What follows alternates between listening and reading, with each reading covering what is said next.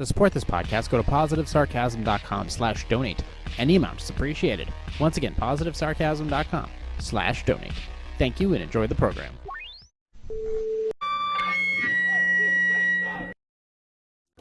Jay here, positivesarcasm.com, recorded here from the Spare Parts Studio. Like, subscribe, share, donate. positivesarcasm.com/donate. Any amounts appreciated. Recorded here from New Hampshire's beautiful seacoast, which is a little cold today, but that's okay as long as there's no snow on the ground. My God. For entertainment purposes only, find me on Instagram at @positive_sarcasm. You can hit me on my website, positivesarcasm.com. You can contact me there in the contact section. And you can also email me directly, positivesarcasm@outlook.com. I got a guest in the studio today, but it's actually just the Chasey boy.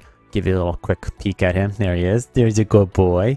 Yeah, he's just chilling out right now, sleeping on the chair under the jacket. So he wanted to come in.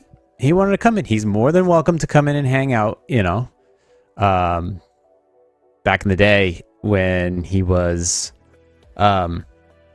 he's alive and perfectly healthy, by the way. He's happy, healthy, energetic. He's just fantastic to be around. But back in the day, he used to sit on the primary chair, and he wouldn't move. So I had to literally sit there, and he would just sit behind me. It was asinine. But that's what he wanted to do. And I've always wanted to have somebody like a chair as close as possible, so that if he did want to chill out here, he was more than welcome to. So I guess for the time being, he's just gonna chill right there. So there you go. So email me directly, positivesarcasm@outlook.com. I got my plaid pants on. So we always talk about, people always mention like personality types, and it's very interesting to understand people's number one, when they claim what kind of personality they are, what personality they scientifically are, and what balance of these things. Like some people, obviously, when they say like this person's a sociopath or this person's a psychopath, it's like, okay, well, there's many different kinds. Now, the sociopathy is used in many different ways, but ultimately the manipulative, aggressive behavior of a sociopath is generally noticeable. It's when it stems into psychopathy is when that generally turns into there's violence involved. Now, can they both be intertwined? Yes, of course. But let me give you like there's 10 common personality traits, and then there is, which we'll go into. But I wanted to jump into these first. So, sociopathy. They call it an informal term. Like that's the informal term. Like now they've called it antisocial personality disorder. Whatever. It's not an outdated term. It's sociopathy. Okay. Sociopathy is quicker. All right, and it's to the point. If that person's a sociopath, that's the person you stay away from. Okay. That person's fucking crazy. That's what it used to be called. Now they're called sociopaths. So it is a condition characterized by a pervasive pattern of disregard for the rights and feelings of others, including a lack of empathy, conscience, and remorse. So that basically just walking, like not caring about anybody else's feelings or using them towards your advantage. While not a clinical diagnosis recognized by the American Psychiatric Association, the term telling refers to people whose behavior is shaped primarily by environmental factors such as childhood trauma, abuse, neglect, or unstable living conditions. You can use that as an excuse all day long, but at the end of the day, you are responsible for your own actions. But I'm not going to sit here and tell you that these aren't legit factors that lead into a person's fucked upness, including my own. Okay, because I understand what it's like to be a sociopath to a degree when you have to disregard everybody else's feelings just so you can get to the next day. You realize how little you give a shit when you really you are just scraping to get hour by hour, day by day, week by week. You don't care about other people's feelings. You're not charitable. You're not likable. You're just trying to hang on. And to be completely into yourself by means of just pure survival is completely understandable. Now, once you have things going for you, it is better to be less sociopathic. It is good to be focused on oneself, but at the same time, to be more approachable, or to be at least giving at least somebody the first chance opportunity to approach you for some reason is better, because now it'll lead to your likability is important to the ability of you being able to network and get ahead and do other things. It's a good trait to have. All right. I understand that if you're like a high-class Michelin chef, your narcissism is going to be through the roof, or your sociopathy is going to be through the roof. But at the end of the day, a lot of people have to rely on, social factors in order to just get ahead. So it's like, can you be a prick? Yes, but you can't be a complete prick. There's got to be some soul in there for people to grab onto, if only for a minute, so they understand the reason you're doing something is for the right reasons. And as long as you're doing things for the right reasons, whether it's self-preservation, preservation of a company, preservation of a home or a family or a business or something, people will feel that on the surface and generally not disregard you. Conditions, so key characteristics. So unlike psychopathy, which is considered inborn, immutable, and sociopathy involves a limited ability to form attachments to specific individuals or groups, though these bonds are often weak or dysfunctional. So like codependency, or ultimately just having somebody around to have somebody around, but whenever they try to suggest something or want to leave, you use some type of mental gymnastics to make them not, whether it's through belittling or begging or something. Ultimately, it's not healthy. That dysfunctional is great. A great way to put it. Dysfunctional is perfect. Key characteristics and distinctions include core traits. Individuals who often display manipulative, deceitful, impulsive, aggressive behaviors, frequently violating social norms and laws. Okay, so manipulate somebody to get something out of them or something for you. Deceitful, obviously, just you're lying. Lying is, first of all, in any relationship, constant lying or just lying in general. It's the problem in a relationship when it comes to lying. Even if it's like once, I feel this because I try not to with people. Like, I'm very against the whole lying thing, whether it's professional relationship, personal relationships. I'm not a fan of it because I feel like it's a gateway drug to just more lying. So I try to be honest, or ultimately I just say, listen, don't worry about it right now. Like ultimately, like telling somebody like, don't worry about it, I'll take care of it, or just do this, or ultimately just not, it's just anything I can do to not lie. That's my core trait right now. That's my purpose, is whatever I can do to just not lie is fine with me. It's, I don't know, it's, like I said, it's one of those things that's, it's a drug I don't want to touch. It's just a drug I don't want to touch. Now it says frequently violating social, okay, impulsive, obviously. Do I have impulsive behaviors? I'm not talking about myself, but other people in general, but do I have impulsive behaviors? Yes. Have I worked to control them? Absolutely. Is it easy? No. Because with impulse comes aggressive. Now, I have, due to my own health, I've come to terms with that.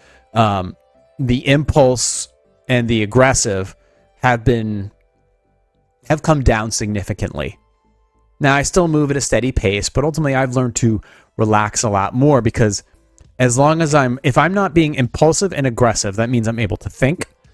And if I'm able to think, I'm able to breathe. I'm breathing, I'm thinking, which means that there's nothing that could be snappy or as aggressive as it once was. Now, frequently violating social norms and laws. That is something like if you're driving, if you're in traffic, like a sociopath, you will see them in traffic a lot.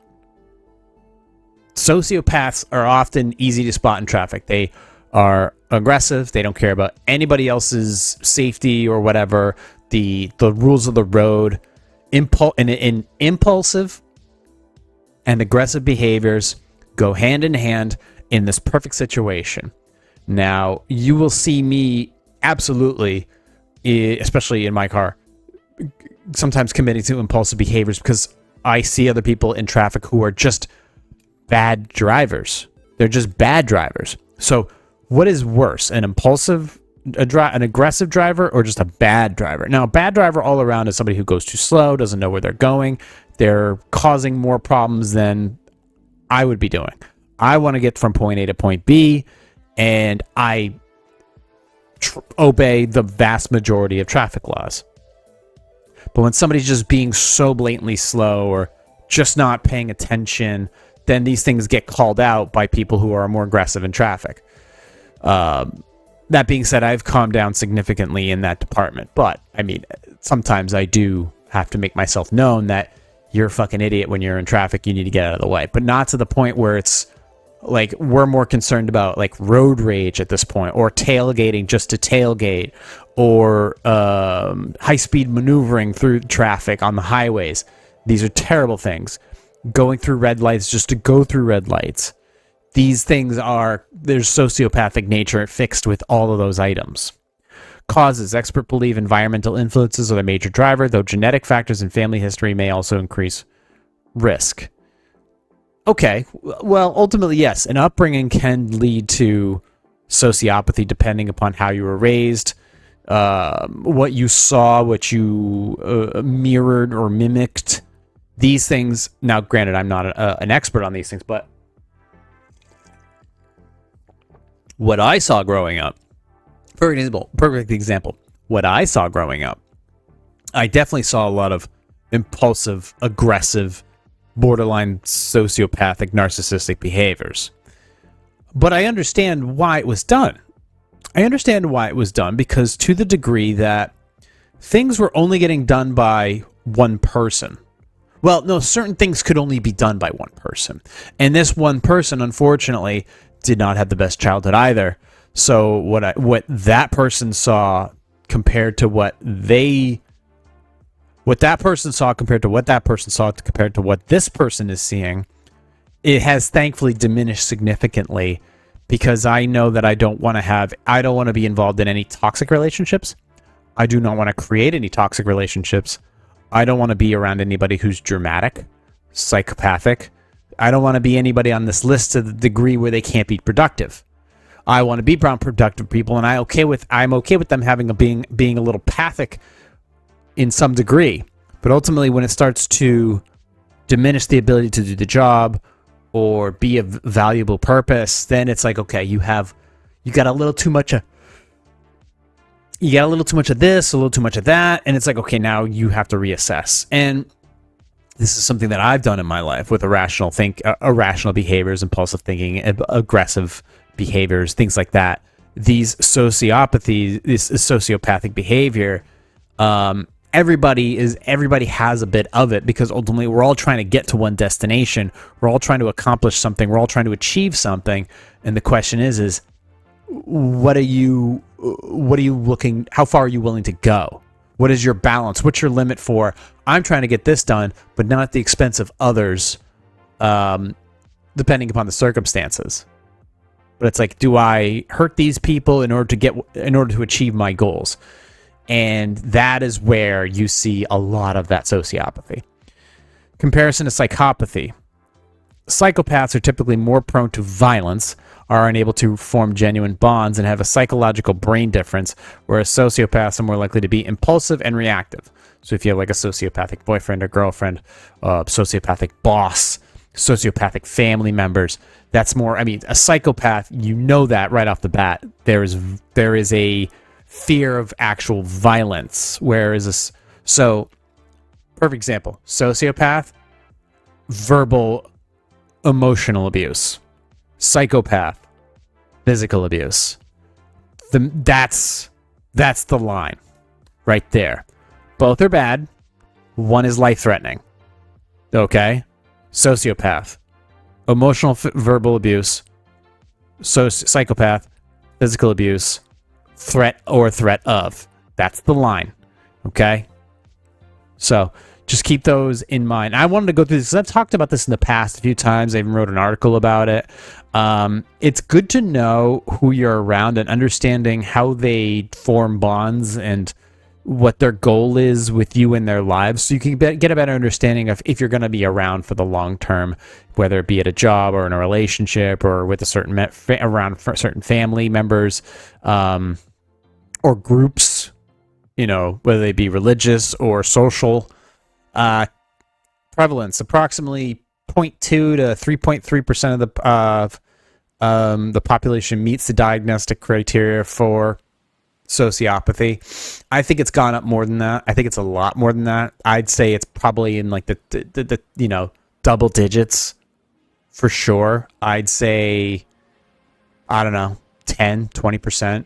I mean, you got to think about like if 25% of the population is gotta be some kind of retarded, then you got to know that idea is that prevalence of sociopathy's got to be much higher, especially nowadays where everybody's just so broken.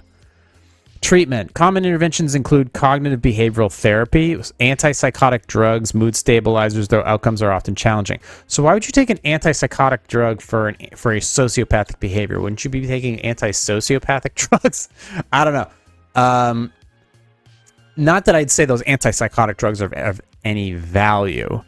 I can understand in some situations where they would be. The best, what's crazy is everybody says, oh, you should just get a dog. I don't want a sociopath or a psychopath around a dog. I really don't. It's just because ultimately they're the dog's thoughts and feelings and needs may not come first. They may not be taken into account. It's interesting. Like the dog is not. It's not going to help the situation. This person is a sociopath. They're only interested in themselves. They don't have time to be dealing with a dog.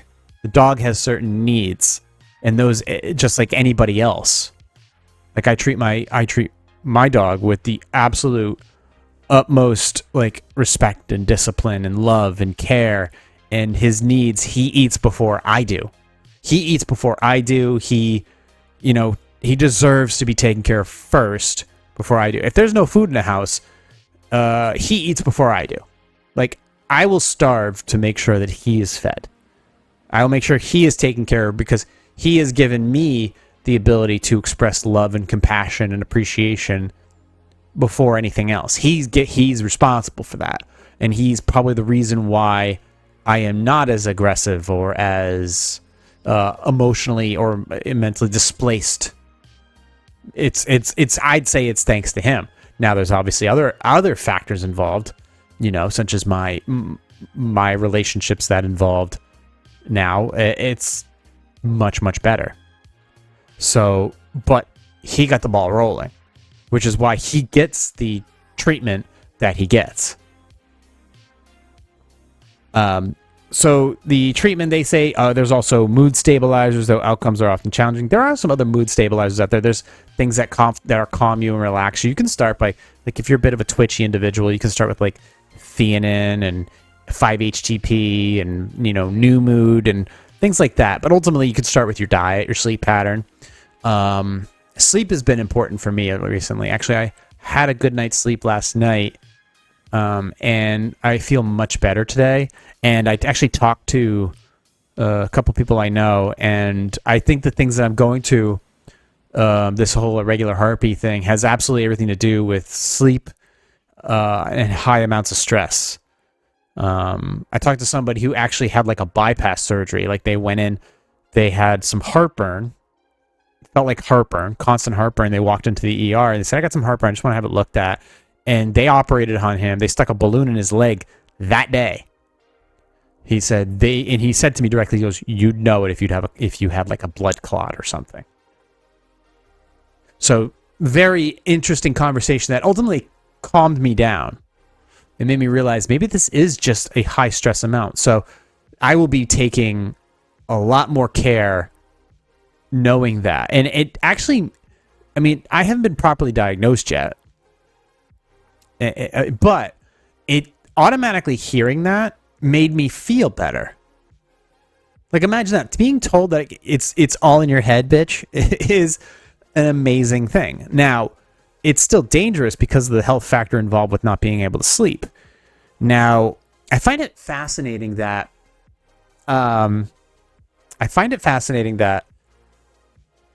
cool. The minute I stop taking carbohydrates, because generally I do this every year, where I reduce my carbohydrates to down near zero. And then all of a sudden, shortly after doing that, I start having these sleeping problems, and then followed by the sleeping problems, I start with the irregular heartbeat, which caused pain throughout my chest. So the question is should I be having some carbs before bed? And there is some scientific proof, or some people who'd say if you have some little bit of carbohydrates a few hours before bed, apparently that sends your body into recovery mode, relaxes the brain, and puts you at a better night's sleep. If that's the case, I will absolutely pivot towards that, because I generally, nowadays I might have a little bit of fruit, but that's about it. And before bedtime, it's normally just like meat, fat, things like that, vegetables. So I feel like there might be something to that. The question is how do I navigate that while going into a cutting phase? Now, obviously, you can have carbohydrates and still cut. The question is, how do I handle it? How does my body handle it? How do I attack it? And when do I return to weight training? So these factors of, being impulsive and all this other stuff, stabilizing your mood, these are some of the challenges I'm dealing with. And obviously, some of these disorders, you'd say, definitely become more of a factor when you are really focused on yourself, which in my case right now, I very much am. Maybe I'll talk a little bit more about that later. I want to get back to what I was talking about. So that's sociopathy, is if somebody who creates dysfunctional relationships in order to get ahead for their own personal gain. Now, psychopathy, very much different. Impaired empathy and or remorse, so you have no feelings whatsoever. Persistent antisocial behavior. Great movie to kind of check this out is American Psycho. Bold, disinhibited, egocentric traits. These traits are often masked by superficial charm and immunity to stress. Man, I wish I was immune to stress. Which create an outward appearance of normality. Influence the diagnostic criteria for antisocial personality reduction disturbance. Although no psychiatric or psychological organization has sanctioned a diagnosis titled psychopathy, assessments of psychopathic characteristics are widely used in criminal justice settings. Study of psychopathy, blah, blah, blah, blah, the item used to general public, popular press, and fictional. Okay. While the abbreviated term is psycho, it's often employed in common usage or general media, along with crazy, insane, and mentally ill. There's categorical differences between psychosis and psychopathy. Psychopathy, typically involves extensive, callous, and manipulative, self-serving behaviors with no regard for others, and often is associated with repeated delinquency, crime, and violence. Mentally, impairments in processes related to affecting cognition, particularly social mental processes, have also been found developmentally. Symptoms of psychopathy have been identified in young children with conduct disorder and suggest at least a partial constitutional factor that influences its development. There is a disagreement which features should be considered part of psychopathy, while researchers identifying around 40 traits supposedly indicative of the construct, though the following characteristics are almost universally considered central.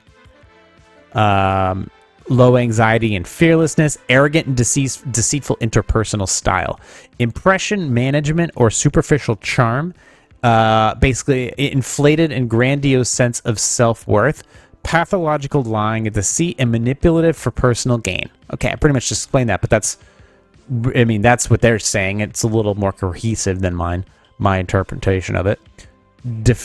Deficient affective experience, lack of remorse or guilt, shallow affect, so coldness and unemotionality, callousness and a lack of empathy, and failure to accept responsibility for one's own actions, impulsive and irresponsible lifestyle, impulsivity, sensation-seeking, and risk-taking, irresponsible and unreliable behavior, financially parasitic lifestyle, and a lack of realistic long-term goals. This one's interesting right here. Impulsive and irresponsible lifestyle. Impulsivity, sensation-seeking and risk-taking. Now, a little bit of crazy may have some pluses in it. But then it starts you go off the cliff when irresponsible and you're unreliable. So unreliable behavior to me is a non-starter. Irresponsible, obviously just not being taken account for your own actions. Financially parasitic. Financially parasitic is something I can understand because I was a brokey for a very long time, and ultimately just wanting to be part of the crowd was my downfall because it made me look very parasitic. It did. Everybody would go out to eat, and I straight up couldn't afford to go. And quite frankly, looking back on it, I shouldn't have. I shouldn't have gone to many of these things. It's like, I can't afford to go. You guys go ahead. Like, I'm not going to go. If it makes me part of the not in crowd, then that's okay. At least I didn't siphon money or whatever out of other people. Like, that's a non-starter now that I think about it. So, and it's not that I've lost friends, but I definitely don't roll with a different crowd now because of these hard stops that I put on myself. I also had different goals. I live farther away, but ultimately it's just better that you don't do that. I know you want to be part of a crowd, but if you're just going to leech off of somebody else, you're not part of that crowd. You're just hanging on for dear life. You're just a tick. It's not good. And at that point, you should understand what it's like to be alone so that you can work on bettering yourself, so you can come back and be part of the crowd. You're much more appreciative of the scenario in that case. They talk about low anxiety and fearlessness, criminality, violence, sexual offending. Psychopathy has also been associated with commission of sexual crime. Yep. So basically, sadistic violence, yeah. So, perfect example. In considering the issue of possible reunification of some sex offenders into homes with a non-offending parent and children, it has been advised that any sex offender with a significant criminal history should be assessed to the PCLR. If they score 18 or higher, they should be excluded from any consideration of being placed in a home with children under any circumstances. There is, however, increased concern that PCL scores are too inconsistent between different examiners, including its use in evaluate sex offenders. So, yeah, obviously, sex, violence, yeah. Psychopathy is indeed associated with all those items. So ultimately, you can get a better understanding of somebody who's a psycho pretty early on. Now, I think ultimately the amount of psychos that are around statistically is far lower than those who are sociopathic. Sociopathic is definitely a mental thing where people are just using each other, and toxic relationships, verbal abuse, emotional abuse, things like that are and just people whose brains are broken, whether it be like the Trump derangement syndrome or COVID. The pandemic broke a lot of people's brains, or ultimately just poor parenting, which has become more prevalent. Or lack of parenting, which has become more prevalent. All these items, whether you disagree with something or not, these are all factors that are now and actively rising, along with environmental factors as well, which I will not discount at all. Environmental factors such as just the air we breathe, the water we drink, the food we eat. This is an absolute, and the drugs we take are all are all actual contributing factors. So those are things to consider. Now, and before we get to the rest of them, so narcissism, just self-centered personality style, characterizes having excessive preoccupation with oneself and one's own needs, often at the expense of others. They say chefs are pretty narcissistic, but at least the chef has a goal to build something, and they have a responsibility to keep a staff running, a restaurant running to the degree. Michael Jordan was considered a narcissist. He had a goal. Though. And his goal was win. His goal was win at all cost. That's all he cared about. And through his determination of being self-centered and give me the ball. Well, give him the ball because he could make the shot. He could be clutch. But he didn't. It's crazy, though. You call Michael Jordan a narcissist, but yet, in many times in the NBA Finals, the last person to have the ball was not Michael Jordan. It wasn't. It was, there were so many others. turn that down a bit. Sorry. There we go. Steve Kerr, legendary 3-point shot to win the NBA Finals. John Paxson, 3 points to win the NBA Finals. Just these were amazing. And everybody else he relied on. He relied on a lot of people to win. But he was the leading factor. He drove the team. But, I mean, you do not discount B.J. Armstrong, Horace Grant, Dennis Rodman, Scottie Pippen. First ballot Hall of Famers. You know, there was... I mean, yes, he was the head chef. But he had amazing cooks around him. So that ultimately, to have a bit of narcissism, you know, many kings and presidents and people of just leading Fortune 500 companies, they're all narcissists. They all have a goal in mind. So you have to have that trait to a degree. And yeah, it is at the expense of others sometimes, but that's how you run a business. That's how you run a country. That's how you run anything that requires more than 2 people. But there are 10 personality traits that I kind of want to just kind of swing through so you get a better understanding of. Now, Jordan Peterson has obviously talked extensively about these, but I wanted to give you a quick idea of where you can get a better understanding of yourself, how to maybe understand yourself better, understand others better, and then to dive into each category a little bit further if you choose so, to get a better understanding of how these things exist in the open world. And ultimately, getting a better understanding of yourself is more important. So you know how to navigate yourself while around others.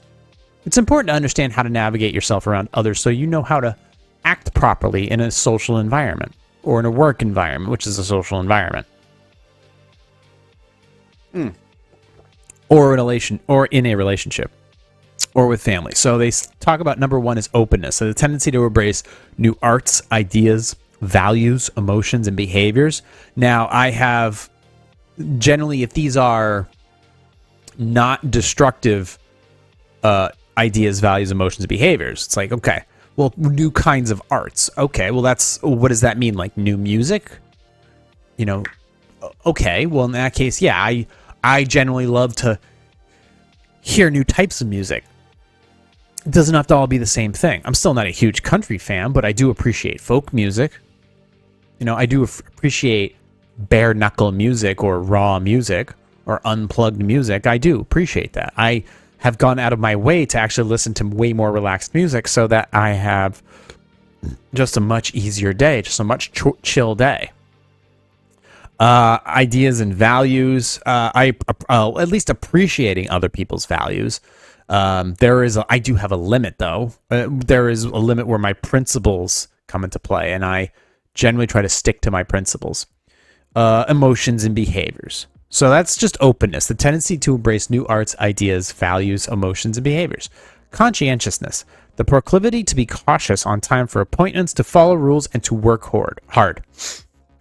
This one is a bang on right there. To be cautious. So I don't know about the cautious one. Obviously, measure twice, cut once. Perfect, especially when you're building a house. Being on time for appointments. 100%. That is disrespectful to be late for appointments, be late for work, be late for engagements.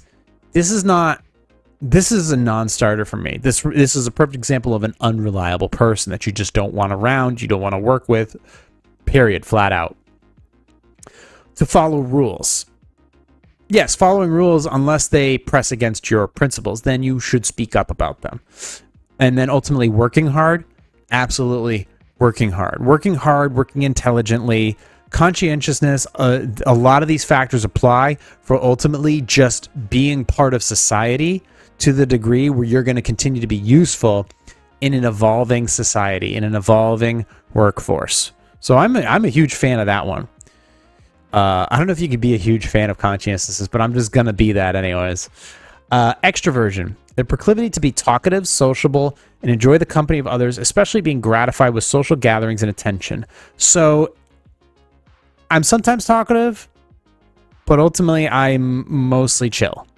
In other environments where other people are being way more sociable or being way more talkative or being way more active, in those types of social gatherings, it's not that I don't check out, I back off.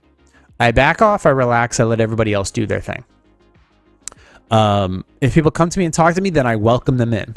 But ultimately, I'm very, very calm in those environments. While everybody else is having a good time, there's no reason for me to make it, for me to possibly make it worse. You know, and almost in an imposter syndrome, right? Kind of way. It's like, I don't want to be a bother. I appreciate you inviting me. I don't want to be a bother. I'll be there, you know, and I'll bring my dog too, obviously. Hopefully he doesn't need anybody. But it's just a matter of like letting everybody else enjoy the time and then being maybe a part of it to a degree. And then when I feel like it's time to go, quietly exit. You were invited. You caused no problems. And that's good.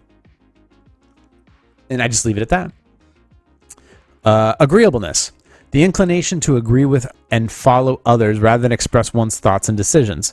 It's a trait that I'm okay with, but ultimately I can be a very disagreeable person. Obviously, since I'm a male as well, so I have a tendency to be more disagreeable. I will absolutely argue or bring up a point or bring up factors or other things or things to the contrary if they're there to be brought up. It's important. It's important. It helps shape progress. It's to just be like, yes.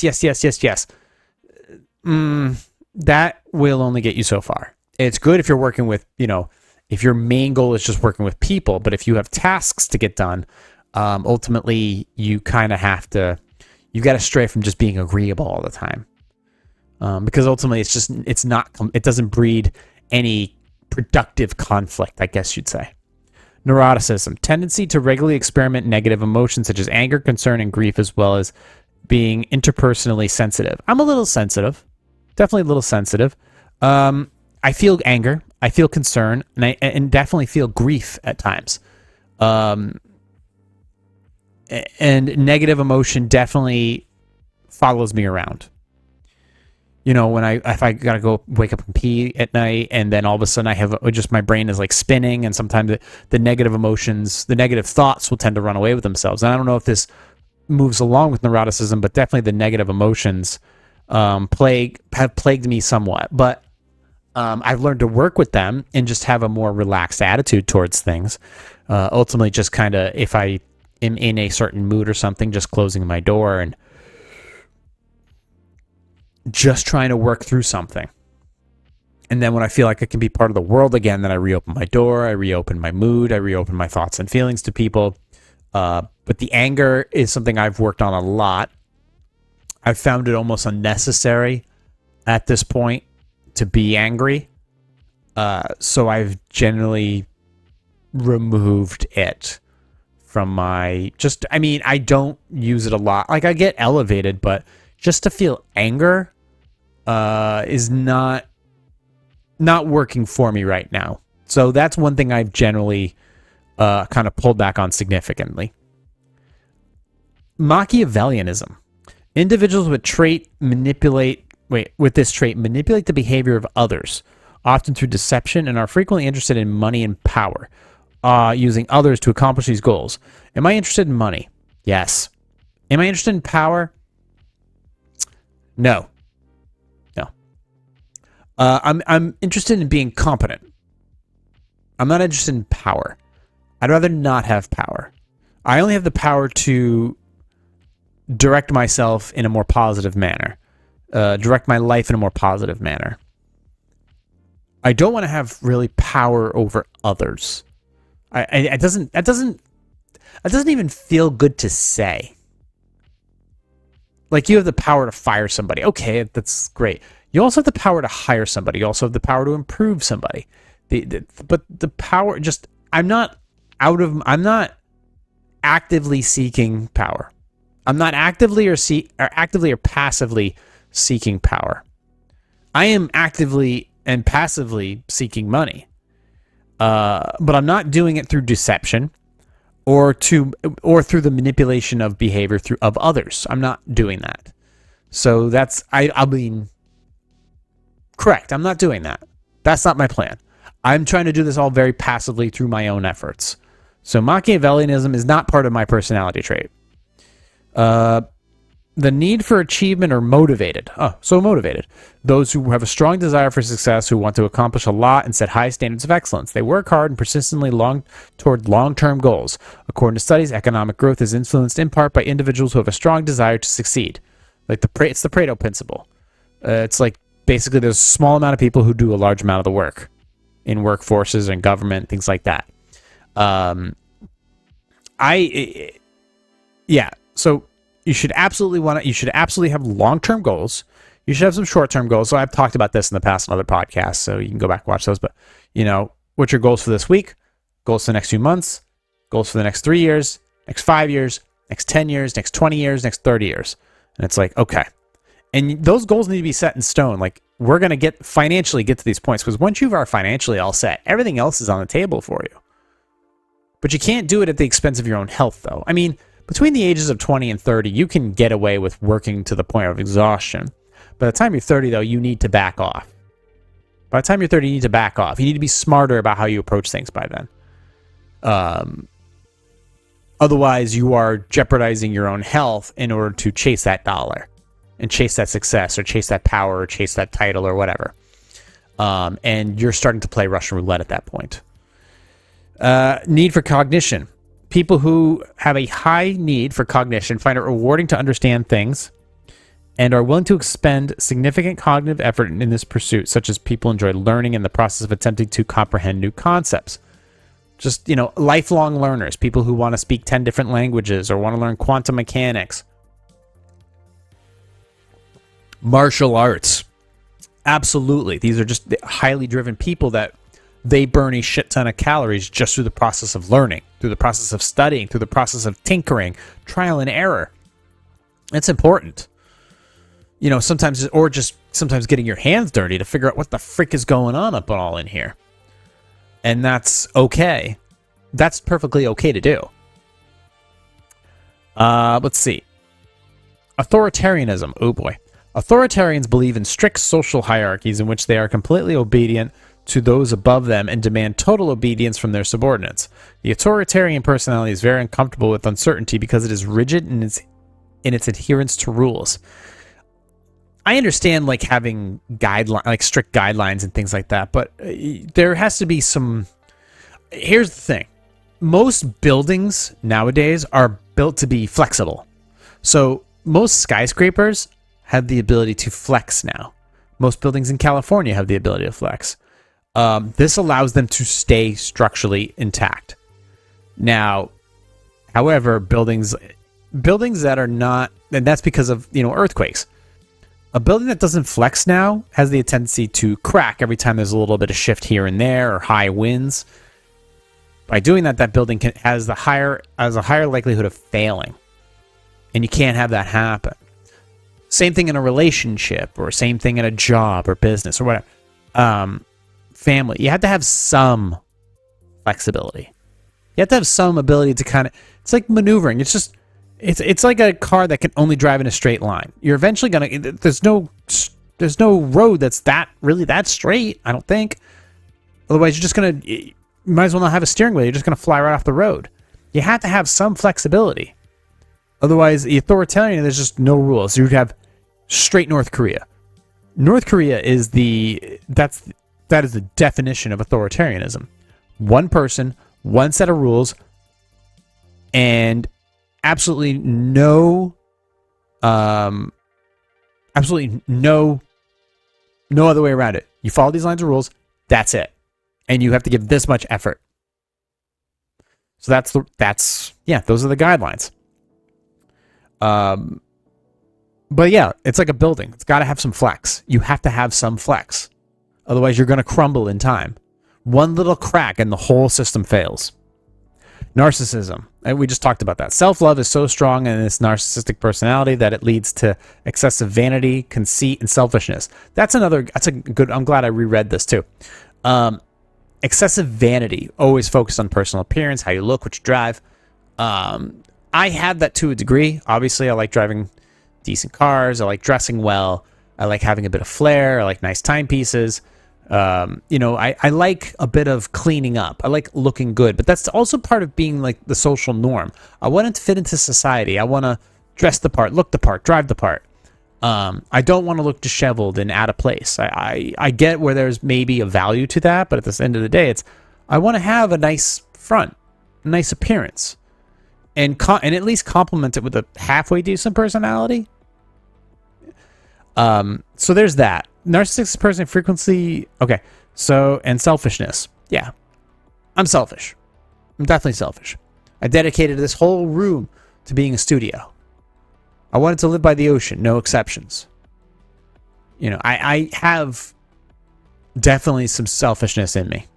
Narcissistic person, but I'm not backing down from that. So the narcissistic person frequently experiences feelings like loss of empathy and gratitude towards others. No, I do appreciate others. I definitely do appreciate others and the work that they do, for sure. And the things that they contribute and the friends that I have around me. I guess that comes with empathy. Finish up here with these items. Let's see. Positive and negative personality traits. Okay. Self-esteem. The proclivity to overestimate oneself is self-esteem. Self-esteem does not imply that one believes that one is better than others, rather that one believes that they are a valuable person. It's good to believe that you can contribute. You just have to figure out how you're going to contribute to society, to family, to whatever. So having some confidence ultimately is going to get you places. Optimism. The proclivity to anticipate positive outcomes in the future. Optimistic people expect good things to happen. They often get positive outcomes, possibly because they work harder to achieve them. Yeah. So I'm a bit of a realist. I understand what's going on around me, but I generally like to move forward with having a bit of optimism. It's like, because there's going to be, and I've talked about this in many episodes, you have to assume that the world's going to still be there tomorrow when you wake up, which means you still have work to do, which means you still have to invest and work and take care of yourself and things like that. And that's a bit of optimism. Going to bed knowing that believing that the world's going to be there tomorrow, and that there's that better days lie ahead if you continue to just stay focused on the tasks that need to be completed. Yeah, that's optimism. That's optimism. You can do it if you just believe that there's a little bit of effort and that the world will not blow itself up literally as you are sleeping. Then if it happens, it happens. Alexithymia. The inability to recognize and label one's own emotions. An individual has difficulty recognizing emotions in others and frequently has relationship problems. That's interesting. So the inability to recognize and label one's own emotions. The individual has a difficulty recognizing emotions in others and frequently has relationship problems. That's interesting. That's a I don't know what to say to that one. I really don't. But frequently having relationship problems, it's like, okay, so not being able to understand what another person wants in a relationship is interesting. That would require some inner talk. You'd have to have some inner talk with yourself. You might have to go on one of those little ayahuasca journeys. You might need to really expand your own emotions to get a better understanding of how others feel and want and need. People who struggle for a very long time and are continuing to struggle, people who are currently struggling do not give a shit about other people's emotions and feelings. And understandably so, because they're just trying to get by. So there's that. And then people who are so focused on just achieving wealth and power generally don't have time for other people's needs in a relationship or whatever. So there is that to consider. Then they talk about the examples of positive and negative traits. Positive personality traits: adventurous, adorable, friendly, helpful, humble, honest, charming, someone who is pleasant and positively draws attention. Capable, clever, imaginative, confident, and independent. Now, negative aspects of a personality: catty, someone who makes nasty remarks about others. I've said that. But some people are assholes. Clumsy, someone who's prone to accidents. Childish, someone who behaves in an immature manner. That's one to keep an eye on. Cocky, someone who has an overinflated ego. I find myself as a bit of a, what do they call that, imposter at times. Controlling, someone who likes to take control of a situation.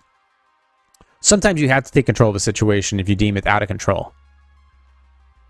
But not every situation. Impatient, someone who does not display patience. Growing impatient. Insecure, someone who does not have self-security or confidence. Okay, understandable. I wouldn't say these are are they negative personality? Some of them are negative, but it's like it's not you're not a bad person if you're insecure. You're bad. You can be a bad person if you're insecure, but you display it in very negative ways that hurt other people or bring other people down. But if you're a little bit insecure, it's like, okay, I understand that you're trying to compensate by working harder or something, or trying to accomplish something. So I get it. You're trying to fulfill the needs that will ultimately get that insecurity gone, like food insecurity. It's like you want to put food on the table. You're insecure that food. I get it.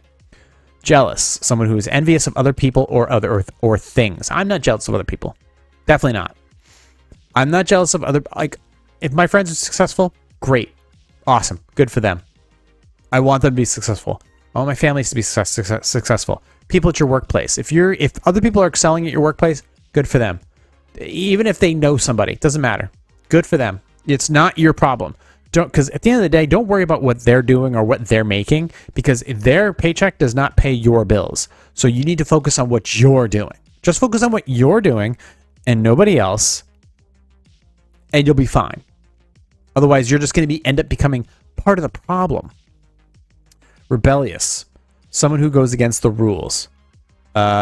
Sometimes okay to do, and you know what? I've done it, and when necessary, if it goes against my principles, I will do it. Selfish, someone who puts themselves before others. You have to have some sense of selfishness. It's self-awareness, self-preservation. It's important to at least make sure that you are taken care of first, because if you can't take care of yourself, you're not capable of taking care of others. There are no two people alike. Because of their characteristics, two people will react and approach the same situation differently. Some people are gregarious, while others are reclusive. Some people are energetic and active, whereas others are sedentary. People's perceptions of fairness and sharing could be influenced by personality traits. There are numerous approaches to determine what is fair in each situation. So there you go. That is just a little snippet. I want to talk about personalities, because I've been talking to some interesting personalities as of recently about themselves or about others, and it's amazing, for good and bad, what you were able to identify. But first, you have to figure out what is in you. What are the things that are working towards your benefit, and what do you feel is ultimately dragging you down, holding you back? Maybe if it's in a relationship or in a business climate, physically, something financially. There's the negative traits. What is holding you back ultimately is your own damn fault. And some of these personality traits may help you discover the things that are keeping you down.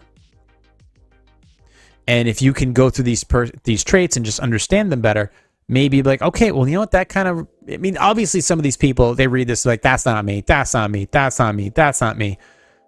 Unfortunately, that probably is you. And you should address it. Now, generally people between the ages of like 18 and 25, they're not going to have a fucking clue. But after that, you start to, once, people from high school and your friends from high school and your friends from college and your current friends and your workplace people and your family, they all start to spread out a little bit and you become a little bit more by yourself. That's when you start to realize, I'm not the center of attention anymore. I got to do things on my own. I can't rely on people. That's generally what happens after people start to spread out a little bit. And hopefully it happens sooner rather than later. Me, it was definitely too late, but it was all fine. A lot of it was financial reasons. It was definitely financial why I was struggling with all these issues.